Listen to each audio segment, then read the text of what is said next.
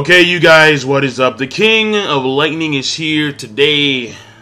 Last night I had the whole One Piece 3D 2i special. It was really nice. It really was. It was really cool seeing a lot of people come out and we all watched the 3D 2i special together on the OnePieceOfficial.com.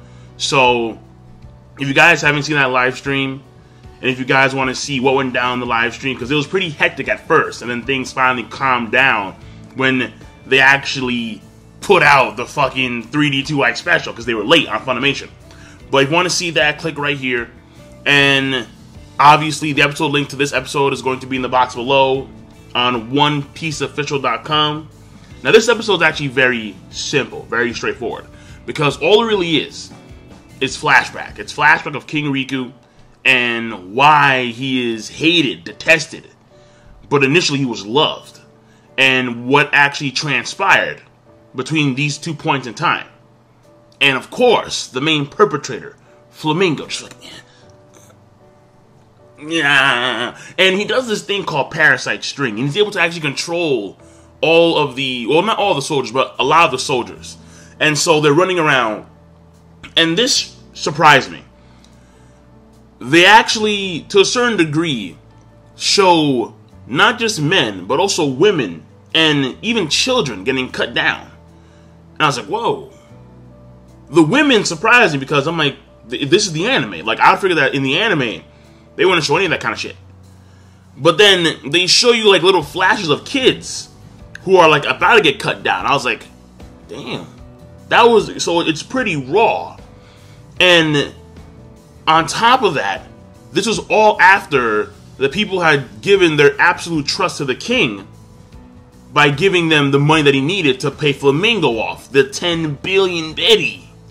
And remind you that, well, I should say mind you, that the country isn't rich. They don't have the money like they do now. But at the same time, they have no war. So they have sacrificed wealth for peace and prosperity. And even though there was a drought for 2 weeks, the flowers didn't die because the dwarves, or I should say the Tontara, because they're called dwarves in the manga, but whatever. To a certain degree. The Tontara / dwarves, they keep the flowers in check. So, that was good. That was very good, seeing that actually roll out. And then it all gets ruined in one night. In one night, Flamingo from the skies, yeah. And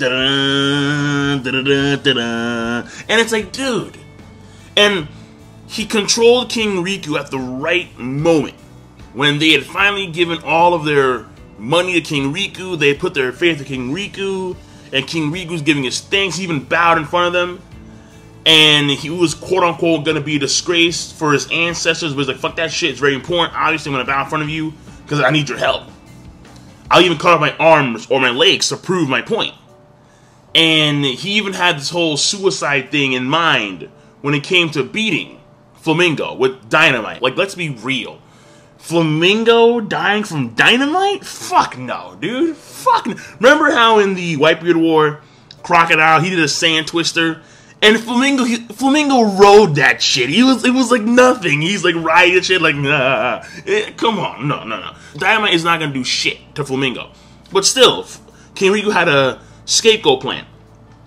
And his own life was on the line, obviously, in that plan. But no. Alright? Flamingo had the right time. Parasite String controls him. And the king is just slaughtering just people. And he's crying at the same time. So Flamingo, showing you how messed up he is. And I guess, because I do like comparing Crocodile to Flamingo, because Crocodile and Flamingo are very similar in a lot of ways. Though Crocodile's ambitions were different. Crocodile, what he did in Alabasta, was more or less become like the country's hero. And then he manipulated this war, which comprised of 1 million soldiers, right? 300,000 guards of the Nefertari Palace, and then you have 700 revolutionary, and he controlled everyone from behind the scenes. But at the same time, you have Flamingo doing the same thing. But in Flamingo's case, it's a lot more. It's not just soldiers; it's everyone. It's innocent kids and women. He did this shit all in like one night too. In essence, Flamingo is far more effective than Crocodile, but he is far more savage. That's obvious. And he's far more demented. The way he carries his plans out. So, and then you see like Trable and you see Diamante, and they're like, yo, like let's do this shit. And he's like, nah, like let's go. He's like, no, relax, man. Let them suffer more. Again, just showing you how sick he is. So now we know what went down, and we already know that the toy soldier is apparently Rebecca's father. We get to see a few scenes of Block D, but that's really it. Bartolomeo, he's finally getting Luffy to a fucking Zoro, and that's taking some damn time. And again, the main point here is the flashback. The flashback was actually a lot better than I thought it would be. And it's because you're seeing Flamingo's savage nature. You're seeing how King Riku, he was revered, and in one night, in like 1 minute, that all changes. It's sad. But now you see why the country has the taste for the Riku family. And by the way, they actually state that, or the toy soldier states that this actually may have occurred way before Flamingo even hopped into this whole thing. Because Monet was actually working at the palace. So it starts with fucking Monet.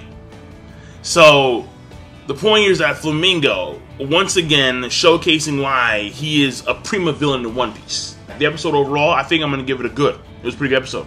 So, because the pacing was slow as usual, and the animation was pretty meh, to be quite honest. But it's just Flamingo and how he operates. It's beastly, it's sick, but at the same time, it's good. So I'm done.